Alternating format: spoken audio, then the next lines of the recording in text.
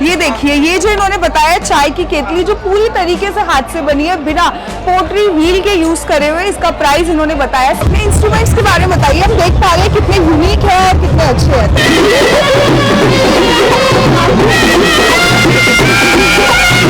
सूरजकुंड के खास स्टॉल पर हम आ पहुंचे हैं, जैसे कि आप देख सकते हैं। इसके बारे में थोड़ा बताइए।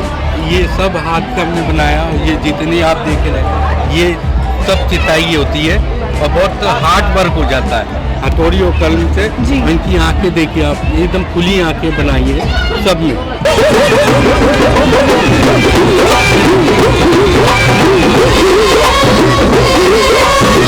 मधुबनी पेंटिंग जो इतनी ज्यादा प्रचलित है, आज हम उन्हीं से जानेंगे, उन्हीं के बारे में। आइए बात करते हैं तरीके की, उनकी कलाकारी जिनमें उनको बहुत टाइम लगा उसको बनाने में, उनको सहेजने में, वो सब समेट के अपने राज्य से यहाँ पर आए।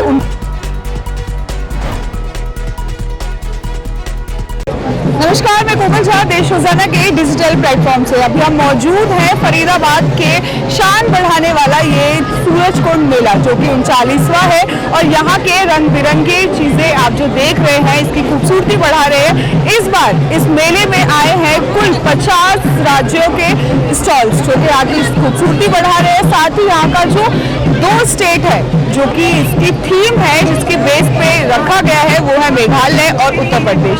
जी हाँ, इन दोनों राज्यों को खास जगह मिली है इस बार के मेले में। इसी के साथ जो हम देख रहे हैं, इसका जो पार्टनर है वो है इजिप्ट।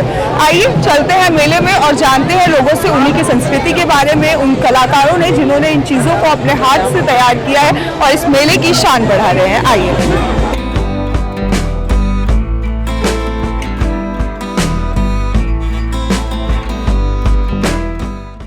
जैसा कि आप जानते हैं, इस बार की सूरजकुंड की जो एक थीम है वो मेघालय है। तो यहाँ पर जब हम खड़े हैं, ये आप देख सकते हैं मिट्टी से बने हुए बर्तन हैं, लेकिन इसकी खासियत क्या है? इन्हें बिना पोटरी व्हील के बनाया गया है, यानी कि सिर्फ हाथ से। ये पूरी तरीके से हैंडमेड है। इनमें चाहे आप ये देख सकते हैं, ये खाना बनाने के लिए बर्तन इस्तेमाल किए जा रहे हैं या फिर इसमें खाना खाने के लिए इस्तेमाल किए जा रहे हैं। ये सभी पूरे हाथ से बने हुए हैं, इसमें पोटरी व्हील का कुछ यूज नहीं है, सिर्फ हैंडमेड है ये। प्राइस जान लेते हैं इन हाथ से बने हुए मिट्टी के बर्तनों का। ये देखिए, ये जो इन्होंने बताया चाय की केतली जो पूरी तरीके से हाथ से बनी है बिना पोटरी व्हील के यूज करे हुए, इसका प्राइस इन्होंने बताया 700।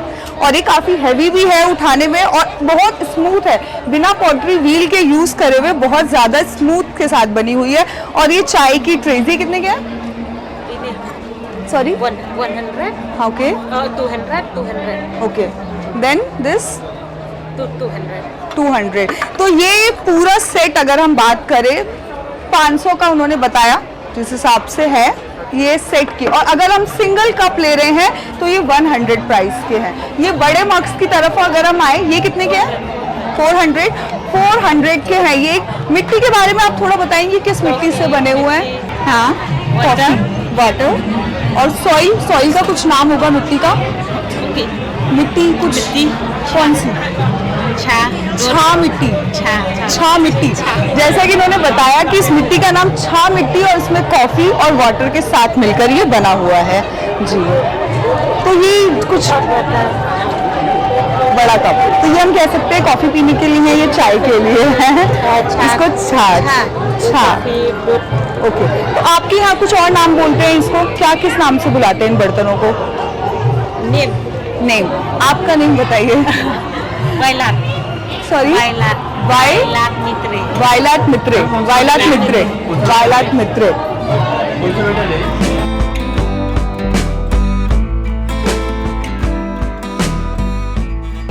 सूरजकुंड के खास स्टॉल पर हम आ पहुंचे हैं। जैसा कि आप देख सकते हैं, स्टॉल नंबर है इसका 142, बाल किशन स्टॉल। इसकी खास बात यह है कि ये 4 पीढ़ी से चलती आ रही है, इनके नक्काशी का काम, जैसा कि आप यहाँ पर देख सकते हैं। और आइए हम इनसे बात करते हैं कि ये कितने सालों से 39वां ये जो सूरजकुंड मेला है, और ये पहले मेले से यहाँ पर है। हमारा ये खानदानी पीढ़ी का 4थी पीढ़ी से काम चलता आ रहा है जी। और मेरे पिताजी शिल्प गुरु जो रहे हैं, उन्हें 1970 में नेशनल अवार्ड मिला था। ओके। 70 में जब बीबी जी राष्ट्रपति थे। उसके बाद 2006 में शिल्प गुरु अवार्ड मिला और मेरे को भारत सरकार से नेशनल अवार्ड प्राप्त है। तो आप अपनी ब्रास के ऊपर सारी हमारी कास्टिंग करने के बाद में हाथ से हम इसकी नक्काशी करते हैं। इनकी आँखें हैं, नाक है, बहुत अच्छी हम कारीगरी करते हैं और इसी कारीगरी में हमें भारत सरकार मिनिस्ट्री ऑफ टेक्सटाइल ने नेशनल अवार्ड प्राप्त किया है।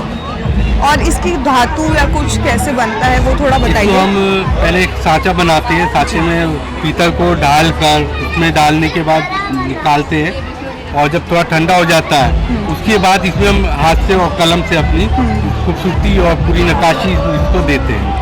तो जैसा कि हम देख सकते हैं इस टाइम पे ऑनलाइन बिजनेस बहुत है, ऑनलाइन स्टोर्स बहुत है, हमें हर चीज़ अवेलेबल होती है। ऐसे टाइम पे आप ऐसे मेले को किस तरह से देखते हैं? आपके लिए क्या इम्पोर्टेंस हमारे रखता है? लिए देखिए, जैसे भारत सरकार मिनिस्ट्री ऑफ टेक्सटाइल है, बहुत सहायक है और जैसे ये मेले लग रहे हैं जो इंटरनेशनल हैं, तो हमारे को गवर्नमेंट ऑफ इंडिया बहुत बढ़ावा दे रहा है कारीगरों को और अच्छा हर चीज़ की सुविधा, स्टॉल हमें हैंडीक्राफ्ट से फ्री मिलता है, कोई चार्ज नहीं होता। PADA गवर्नमेंट देती है, आने जाने का किराया देती है अच्छा। और हमारे इस काम को प्रोत्साहन मिलता है। और दूसरी बात है कि क्वालिटी ऑनलाइन में नहीं मिलेगा, वर्कमैनशिप जो हम जो दे रहे हैं वो वहाँ नहीं मिलेगा। कस्टमर आता है अपनी मनपसंद से चीज़ लेता है और अगर अपना कुछ बनवाना होता है तो वो भी बना देते हैं उनकी रिक्वायरमेंट पे। अच्छा, तो जैसा कि हमने इनसे जाना है कस्टमाइज भी देते हैं अगर हमें कुछ स्पेशल करवाना हो तो। आप कोई खास मूर्ति के बारे में यहाँ बताना चाहेंगे जो आपके लिए हो? करवा रहे हैं हमारा बहुत बढ़िया पीस, मास्टरपीस है। तो आइए अब देखते हैं इनके मास्टरपीस राम दरबार के बारे में, ये हमें बता रहे हैं जी। तो इसके बारे में थोड़ा बताइए। ये सब हाथ से हमने बनाया और ये जितनी आप देख रहे हैं ये सब चिताई होती है और बहुत हार्ड वर्क हो जाता है हथौड़ी और कलम से। इनकी आंखें देखिए आप, एकदम खुली आंखें बनाई है सब में, ये देखिए। और ये पीस जो है कम से कम 85 kg का वेट है चारों का। तो आप जैसा कि देख ही सकते हैं कि ये मेला, हाँ सर, 1,20,000 बिल्कुल रीजनेबल प्राइस जी। कितना? 1,20,000। 1,20,000। तो प्राइस जैसा कि हमने जाना तीनों के मिला के जो ये राम दरबार है इनका 1,20,000 इसका प्राइस रखा गया है, जो कि बिल्कुल इनके वेट और इनकी जो कला करी गई है कारीगरी उससे मेल खाता है।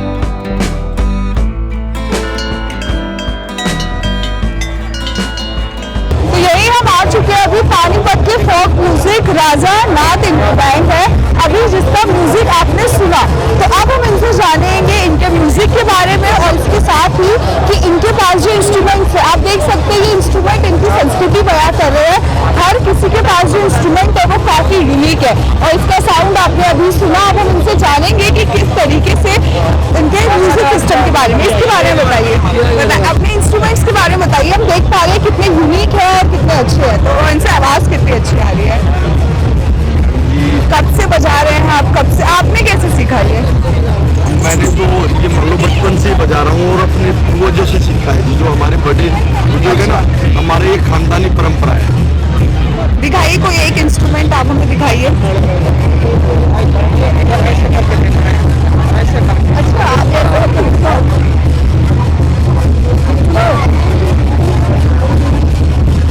ये कैसे बजाते हैं?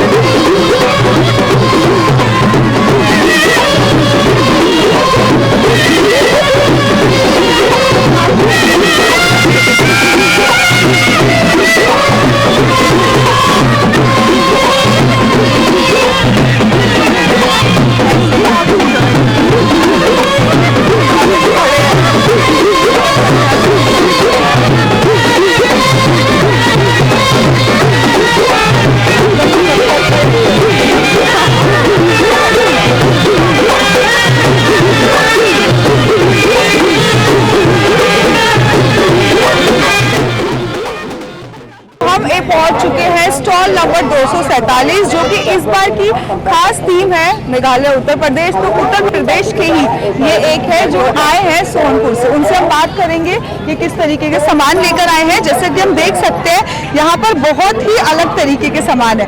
आपने कहाँ से बताया, कहाँ से आया? सहारनपुर से, सहारनपुर यूपी। तो ये सामानों के बारे में कुछ बताइए जी। ये जो है ना सब हमारे यहाँ वुडन का काम होता है, लकड़ का, और ये मसाजर है, ये यूज भी होते हैं।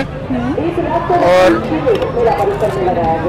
ये बॉक्स है लकड़ी के, ज्वेलरी बॉक्स और टॉयज है। सब कुछ घर में सजाने वाले सामान। पेंसिल है, पेंसिल जी, पेंसिल से लेके अच्छा। जी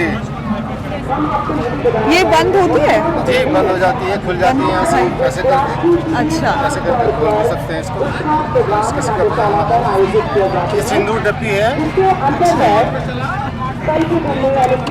सिंदूर लगाते हैं, सिंदूर की लड़ी भी बनी हुई है। तो ये किस लकड़ी से होते हैं? सब अलग अलग लकड़ी से बनते ये होंगे? 3-4 लकड़ी होती है हमारे यहाँ जो इस्तेमाल होती है। शीशम होती है, पापड़ी होती है, और? हल्दू होती है, अच्छा। और मैंगो होती है। इन सब चीज़ों में इस्तेमाल होती है। तो आप यहाँ पे कब से स्टॉल लगा रहे हैं? हम तो बहुत पुराने से आ रहे हैं, काफ़ी टाइम से आ रहे हैं यहाँ काफी टाइम पे। से। जी, बहुत बढ़िया रहता है, बहुत अच्छा रहता है यहाँ पे।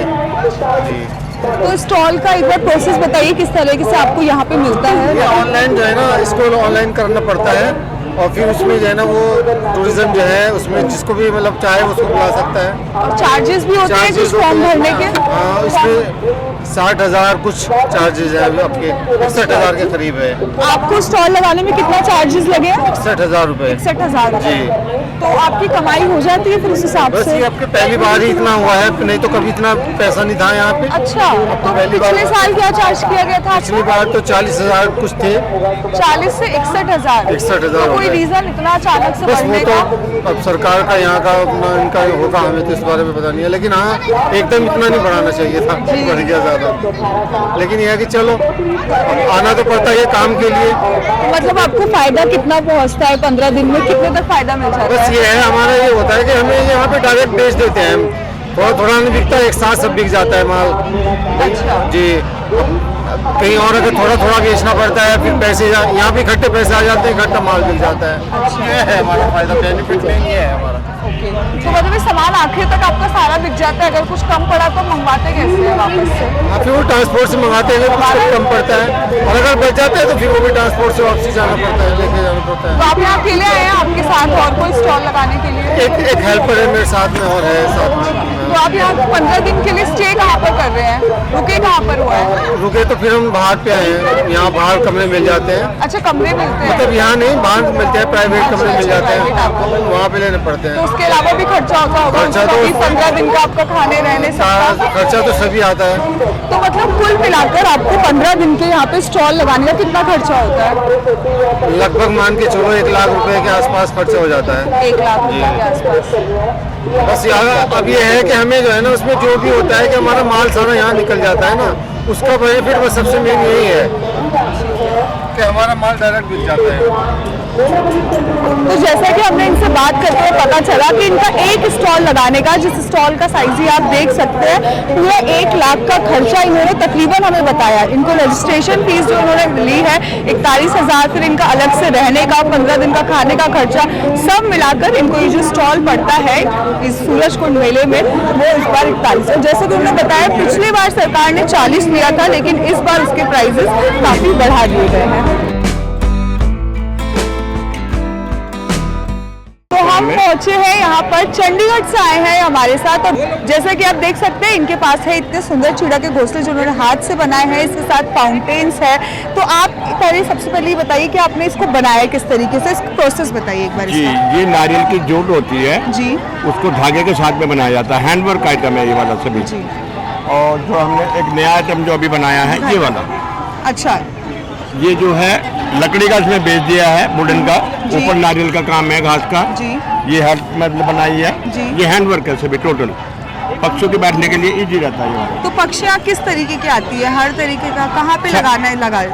मतलब थोड़ा एकांत में लगाए, जहाँ भी लगाए इसको अच्छा, एकांत रहेगा, पक्षी आराम से बैठेगा। अगर इसको भीड़ में लगाएंगे पक्षी मतलब डर से नहीं आ पाता है। तो जैसा कि हमने सुना है कि पक्षी खुद अपना घोंसला बनाती है, उसको स्मेल संभाल लेती है, मतलब ऐसे आर्टिफिशियल में नहीं जाती है, तो यहाँ इसमें आराम से आती है वो? हाँ, इसमें मतलब मेरे को रिस्पांस मिला तब मैंने इसको बनाना शुरू किया। मेरा होलसेल में भी जा रहा है ये। अच्छा, कब से बना रहे हैं आप? ये इसमें मुझे हो गए जी 7-8 साल हो गए इसको बनाते हैं। 7-8 मेरा मेन साल। टेराकोटा का था ये वाला। अच्छा जी, टेराकोटा का मेन रहता था पहले, लेकिन मैंने ही इसको बनाना शुरू किया बर्ड हाउस अच्छा, को। पहले जी सबसे पहले मैंने बनाया जी। मुझे देख के अभी 8-10 लोग हैं बना रहे हैं। रिस्पॉन्स अच्छा है, मतलब इसको लेते हैं और बर्ड भी आती है, इसमें पक्षी आता है। ओके इसमें मैंने एक्सपेरिमेंट किया, जी। फिर मैंने उसके बाद बनाया। तो अब आपका ये यहाँ पे तकरीबन कितने सेल हो जाते होंगे 15 दिन में? 15 दिन में हमारा 3-4 लाख का सेल हो जाता है। 3-4 लाख का सेल हो आराम जाता से है, हो आराम जाता से है? आराम से। अच्छा।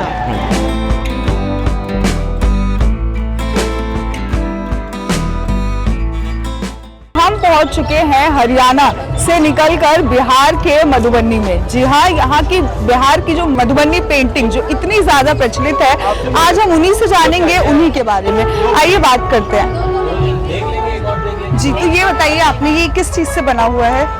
ये मधुबनी पेंटिंग है। ये नीब से नेचुरल कलर जितना भी होता है ना, इसमें कलर सारा नेचुरल बनाते हैं।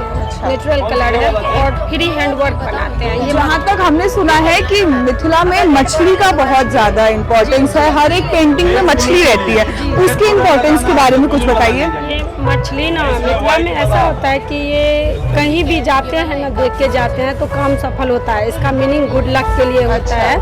और जहाँ तक मिथिला में हम लोग शादी हो, विदाई हो, सब बच्चा हो। कुछ जी, सब कुछ में मछली का वो करते हैं जी, इसीलिए ये खास मानी जाती है। तो खास पेंटिंग मानी में भी इसीलिए इसको खास जगह मिली हुई है। जी।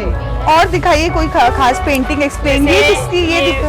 ये तो काली माता है। जैसे ये मछली का रास हो गया। ये जैसे ट्री ऑफ लाइफ है, लॉन्ग लाइफ। कितने बारीकी से और बहुत ही खूबसूरत तरीके से किया गया है इसे। ये जैसे ट्री ऑफ लाइफ है, ये लॉन्ग लाइफ के लिए होता है। इसमें अच्छा। जो ये खजन चिड़ैया है ना, ये शाम के टाइम जो लक्ष्मी का रूप मानते हैं इसको, ये जो पेड़ पे आता है वो लक्ष्मी का रूप मानते हैं। वही चीज, वही थीम हमने इस पेपर पे दर्शाए है। तो आप देख ही सकते हैं, इसकी सिर्फ यहाँ की ये बारीकियत की बात नहीं है, इसमें यहाँ तक कि बहुत प्यारा मैसेज भी छुपा हुआ है। इन्होंने बताया ये पेंटिंग जो है इसे भजन चिड़ैया बोलते हैं। खजन चिड़ैया, इसे खजन चिड़ैया बोलते हैं, जो कि लक्ष्मी के रूप में मानी जाती है और इतने ही सुंदर से बनाया गया है। ये देखिए, ये कृष्ण भगवान है जो पेड़ पे बैठे हैं, राधा जी स्नान कर रही है। अच्छा, ये कृष्ण जी है और ये जी, ये राधा सब जो गोपियाँ सब जो स्नान कर रही थी, हाँ, हाँ। उस समय जो अच्छा, वो पेड़ पे बैठ के जो उन्होंने वस्त्र लिए थे। जी जी, आप देख सकते हैं कि मछलियाँ का तो खास है ही, वो तो हर एक चित्र में है। ये जैसे शक्ति का रूप है। अच्छा, जो शक्ति का रूप होते हैं वो। प्राइजेस बताइए इनके कुछ। मैम प्राइस बताइए इनके। प्राइस ये 3500 है। 3500। जी। अच्छा, सबके यही है? सबकी अलग अलग रेंज है। अच्छा। जिसमें जितना डिटेलिंग वर्क होता है उस अकॉर्डिंग। अच्छा, उस हिसाब से उतने प्राइसेस होते हैं। जैसे ये देखिए, तो ये थोड़ा बताइए, आप एक पेंटिंग बनाने में कितना टाइम लगता है? मिनिमम 15 दिन, 10 से 15 दिन एक वर्क करने में लगता है। अच्छा। जैसे ये हो गया डोली कार्ड का सीन, जो लड़की जो पालकी में जाती है ससुराल, हाँ, हाँ। पहले जो जाते थे वही हाँ। थीम हमने इस पे दर्शाया अच्छा। है। पालकी का थीम हो गया। ये राधे कृष्ण है। जी, ये एरावत हाथी है। तो मतलब ये पेंटिंग में बारीकी के अलावा भी है इनका कल्चर, जो कि बिहार के कल्चर को बड़े ही अच्छे से साड़ी में बनाते हैं वो चीज हमने इस पे बनाते हैं। गोबर है, राम सीता का जयमाला है, राम सीता का स्वयंवर है, राधा कृष्ण है, राधे कृष्ण का रास है।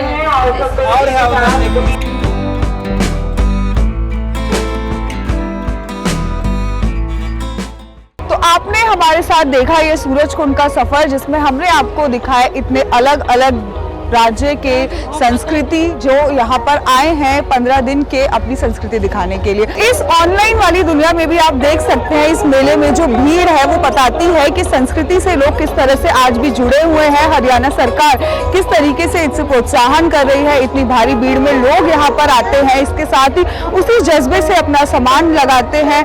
और इसी के साथ आपने देखा कि हमने अलग अलग तरीके की उनकी कलाकारी जिनमें उनको बहुत टाइम लगा उसको बनाने में, उनको सहेजने में, वो सब समेट के अपने राज्य से यहाँ पर आए, उनको यहाँ पर जगह मिली अपनी संस्कृति को दिखाने के लिए। और उसी तरीके से यहाँ के लोगों का उत्साह है, जिस तरह से वो दिखा रहे हैं, जहाँ पे लोगों की भीड़ बता रही है कि किस तरीके से लोग इन चीजों को पसंद करते हैं। लोग इतनी बड़ी तादाद में पहले दिन भी नजर आते हैं और आखिरी दिन तक भी नजर आते हैं, सुबह से नजर आते हैं और शाम तक वही भीड़ देखने को मिलती है। इस सफर में आप हमारे साथ जुड़े रहिए और आगे भी हम आपको दिखाएंगे इस सूरजकुंड की खूबसूरती को। हमारे साथ जुड़े रहने के लिए सब्सक्राइब करें देश रोजाना के YouTube चैनल को और नई वीडियो की नोटिफिकेशन पाने के लिए बेल आइकन जरूर दबाएं। अगर आप ये वीडियो Facebook या Instagram पर देख रहे हैं तो पेज को लाइक और फॉलो जरूर करें और ज्यादा से ज्यादा शेयर करें।